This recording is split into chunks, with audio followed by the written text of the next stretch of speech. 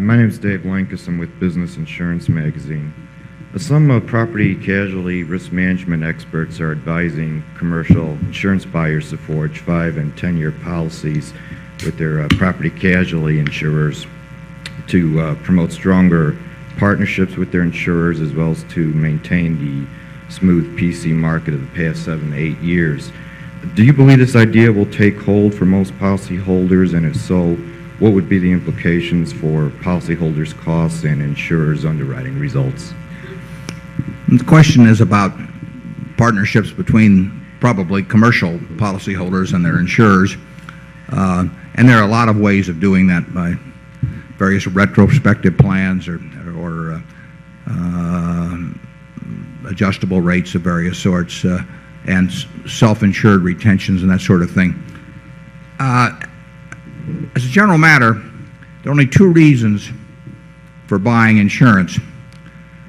One is to protect yourself against a loss that you are unable or unwilling to bear yourself. And that is partly an objective decision, and it's partly subjective. For example, a manager that's terribly worried that his board of directors may second-guess him if he has an uninsured loss is going to buy a lot more protection probably than the company really needs, but he knows he's never going to have to go in front of his board of directors and say, we just had $1 million fire loss, and then the next question the director asks is, was it insured? And then he doesn't want to answer no. So he may do something that's very unintelligent from the company's standpoint, merely to protect his own position. But the reason for buying insurance is whether, and this is true of life insurance, it's true of property casualty, it's true of personal insurance, it's true of commercial insurance, is to protect against losses that you're unwilling or unable to bear yourself. Or the second reason, which occasionally comes up, is if you think the insurance company is actually selling you a policy that's too cheap, so that you really expect to, over a period of time, to have a mathematical advantage by buying the insurance. Well, we try to avoid selling the second kind and to concentrate on selling the first kind. And we think any company we sell insurance to, and of course much of the insurance we sell is to other insurance companies. I mean, we are a reinsurer in very large part. We are selling them insurance against a loss that they are either unable or unwilling to sustain. And a typical case, might be a company that had a lot of homeowners policies in California, and if those include earthquake coverage, they may not be able to sustain the kind of loss that is possible, even though they want to keep a distribution system in place that merchandises en masse to homeowners in California. So we will write a policy. They may take the first $5 million of loss, they may take the first $50 million of loss, depends on their own capabilities, but then they come to us, and we are really uniquely situated to take care of problems that no one else, that the companies can't bear themselves and that they can't find anybody else to insure.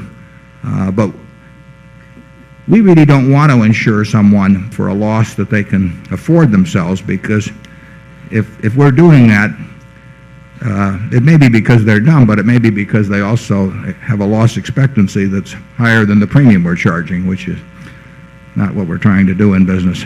I think that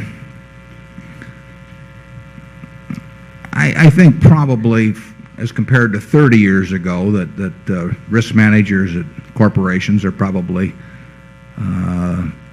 more intelligent about the way they buy their insurance than many years ago. I think it's become I think they're more sophisticated. They've thought it through better. But there's a lot of insurance. There's a fair amount of insurance bought that doesn't make sense, and there's a fair amount of insurance that isn't bought that should be bought. There are certain companies that are exposing themselves in this country to losses which would wipe them out, and they prefer not to buy reinsurance because it's, quote, expensive. But what they're really doing is betting on something that won't happen very often, happening not at all. And if you take a huge hurricane on Long Island, or you take a major quake in California, there are a number of companies that have not positioned themselves to withstand those losses. And if you're a 63-year-old CEO and you figure, I'm going to retire in a couple of years, the odds are pretty good that it won't happen on your watch, but it will happen on somebody's watch. And we try to sell reinsurance to those people, and usually we do, but sometimes we don't. Charlie? Nothing to add. Okay.